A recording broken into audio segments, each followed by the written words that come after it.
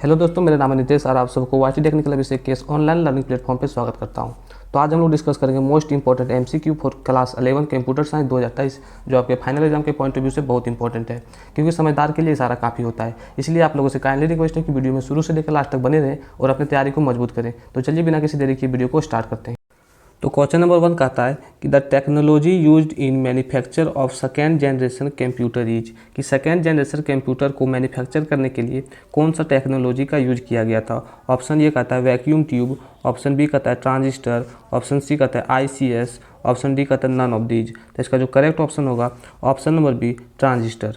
अगला question number B कहता है कि the pointing device among the following is, कि इनमें से कौन सा पॉइंटिंग डिवाइस का करेक्ट ऑप्शन है। ऑप्शन ए कहता है कीबोर्ड, ऑप्शन बी कहता है बारकोड रीडर, ऑप्शन सी कहता है जॉयस्टिक और ऑप्शन डी कहता है टच स्क्रीन। तो इसका जो करेक्ट ऑप्शन होगा ऑप्शन नंबर सी जॉयस्टिक। अगला क्वेश्चन नंबर 3 कहता है कि the time taken to initiate a transfer is called, कि समय के अनुसार समय को लेकर डेटा को ट्रांसफ़र करने वाला टर्म को क्या कहते हैं। ऑप्शन ए कहता है सीक टाइम, ऑप्शन बी कहता है रोटेशनल डिले, ऑप्शन सी कहता है डेटा ट्रांसफ़र रेट और ऑप्शन डी कहता है डिस्क लेटेंसी। तो इसका जो करेक्ट ऑप्शन होगा option number D disk latency.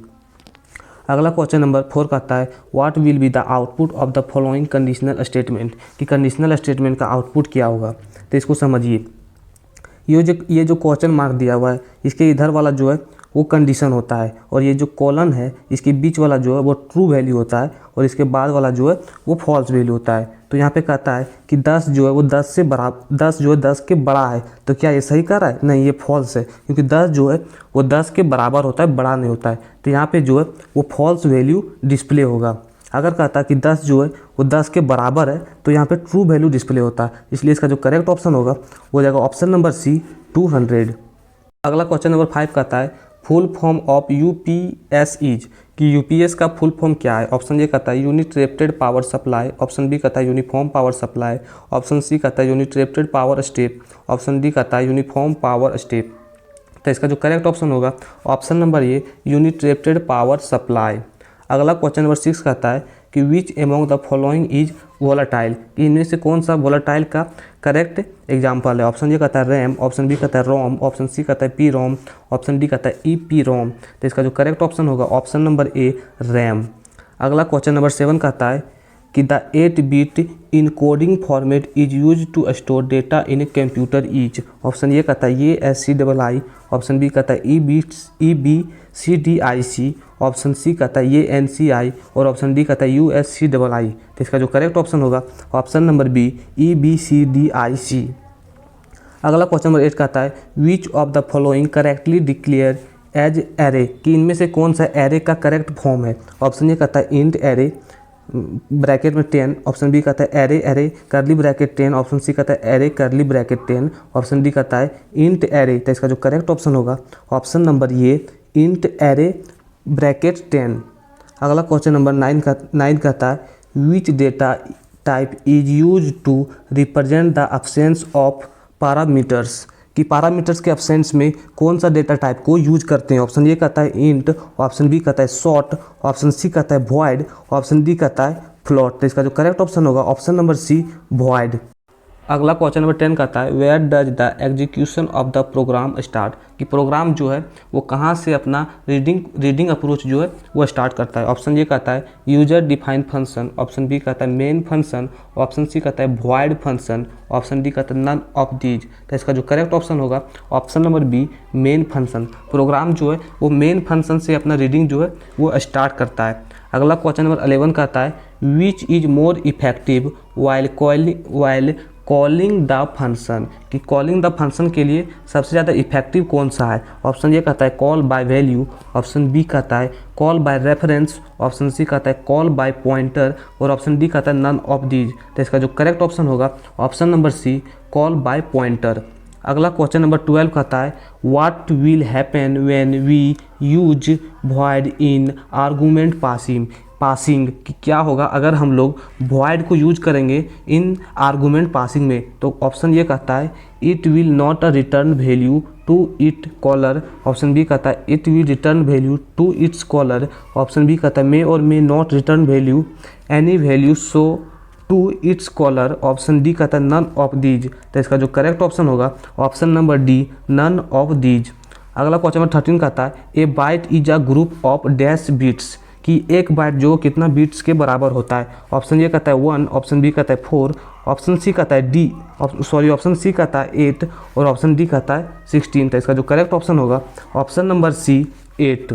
अगला क्वेश्चन नंबर 14 कहता है what is the range of floating point number, कि इनमें से कौन सा फ्लोटिंग पॉइंट नंबर का रेंज है। तो इसका जो ऑप्शन होगा ऑप्शन नंबर ए -3.4e plus 38 two plus 3.4e plus 38। अगला क्वेश्चन नंबर 15 कहता है which of the following is not a process state, इनमें से कौन सा प्रोसेस स्टेट का सही टर्म नहीं है। ऑप्शन ए कहता है टर्मिनेटेड, ऑप्शन बी कहता है रनिंग, ऑप्शन सी कहता है ब्लॉक्ड और ऑप्शन डी कहता है एग्जीक्यूशन। तो इसका जो करेक्ट ऑप्शन होगा ऑप्शन नंबर डी, एग्जीक्यूशन।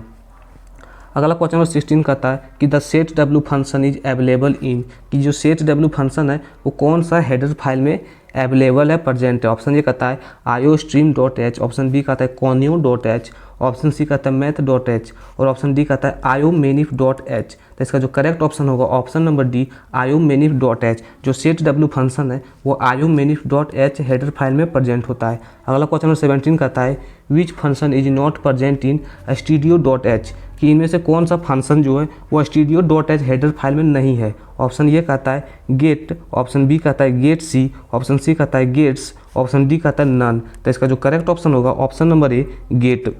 अगला क्वेश्चन नंबर 18 कहता है which of the following function is used for compare two string, कि इनमें से कौन सा फंक्शन दो स्ट्रिंग को कंपेयर करने के लिए यूज करते हैं। ऑप्शन ए कहता है strcpy, ऑप्शन बी कहता है strcmp, ऑप्शन सी कहता है स्ट्रिंग कंपेयर, ऑप्शन डी कहता है नन ऑफ दीज। तो इसका जो करेक्ट ऑप्शन होगा ऑप्शन नंबर बी, strcmp। अब इसको याद कैसे रखना है ये हम आपको बताते हैं। जहाँ भी स्ट्रिंग आ जाएगा तो स्ट्रिंग में str वाला ऑप्शन ही होगा।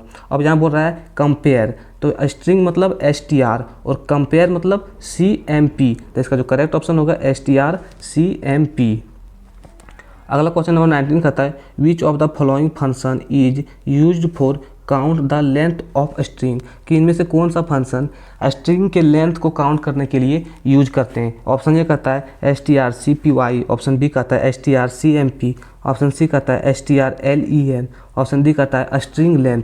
तो इसका जो करेक्ट ऑप्शन होगा ऑप्शन नंबर सी, strlen। इसको याद कैसे रखना है हम आपको पीछे क्वेश्चन बताएं। स्ट्रिंग जहाँ भी आ जाएगा स्ट्रिंग मतलब str, यहाँ कह रहा है लेंथ, लेंथ मतलब len। तो इसका जो करेक्ट ऑप्शन होगा ऑप्शन नंबर सी। अगला क्वेश्चन नंबर 20 कहता है which of the following function is used for copy two string, कि इनमें से कौन सा फंक्शन दो स्ट्रिंग को कॉपी करने के लिए यूज करते हैं। ऑप्शन ए कहता है strcpy, ऑप्शन बी कहता है str कॉपी, ऑप्शन सी कहता है स्ट्रिंग कॉपी, ऑप्शन डी कहता है नन ऑल ऑफ दीज। तो इसका जो करेक्ट ऑप्शन होगा ऑप्शन नंबर ए, strcpy। यहाँ स्ट्रिंग आ गया, स्ट्रिंग मतलब str और कॉपी मतलब cpy, इसलिए इसका ऑप्शन नंबर ये जो है वो करेक्ट ऑप्शन होगा। अगला क्वेश्चन नंबर 21 कहता है विच ऑपरेटर इज लोवेस्ट प्रेसिडेंस, कि कौन सा ऑपरेटर लोवेस्ट प्रेसिडेंस मतलब होता है रैंक। तो इनमें से कौन सा ऑपरेटर का लोवेस्ट रैंक है। ऑप्शन ए कहता है कोलन, ऑप्शन बी कहता है कोमा, ऑप्शन सी कहता है सेमी कोलन, ऑप्शन डी कहता है नन ऑफ दीज। तो इसका जो करेक्ट ऑप्शन होगा ऑप्शन नंबर बी, कोमा। अगला क्वेश्चन नंबर 22 कहता है विच ऑपरेटर इज हाईएस्ट प्रेसिडेंस, कि कौन सा ऑपरेटर का हाईएस्ट रैंक है। ऑप्शन ए कहता है प्रीफिक्स, ऑप्शन बी कहता है पोस्ट फिक्स, ऑप्शन सी कहता है बोथ, ऑप्शन डी कहता है ऑल ऑफ दीज। तो इसका जो करेक्ट ऑप्शन होगा option number B, postfix. अगला क्वेश्चन नंबर 23 कहता है isupper function is available in which header file, कि आई सुपर फंक्शन जो है वो कौन सा हेडर फाइल में अवेलेबल है, प्रेजेंट है। ऑप्शन ए कहता है conio.h, ऑप्शन बी कहता है math.h, ऑप्शन सी कहता है string.h, ऑप्शन डी कहता है ctype.h। तो इसका जो करेक्ट ऑप्शन होगा ऑप्शन नंबर डी, ctype.h। अगला क्वेश्चन नंबर 24 कहता है strcmp function is available in which header file, कि स्ट्रिंग कंपेयर जो है स्ट्रिंग कंपेयर फंक्शन कौन सा हेडर फाइल में प्रेजेंट है। ऑप्शन ए कहता है conio.h, ऑप्शन बी कहता है math.h, ऑप्शन सी कहता है string.h और ऑप्शन डी कहता है iomanif.h। तो इसका जो करेक्ट ऑप्शन होगा ऑप्शन नंबर सी, string.h। अगला क्वेश्चन नंबर 25 कहता है in C++ programming strcat function is used in. Option A कहता है count to count length of string, option B कहता है copy two strings, option C कहता है compare two strings, option D कहता है कॉन्क्रेट टू स्ट्रिंग्स। तो इसका जो करेक्ट ऑप्शन होगा option number D, concrete two string.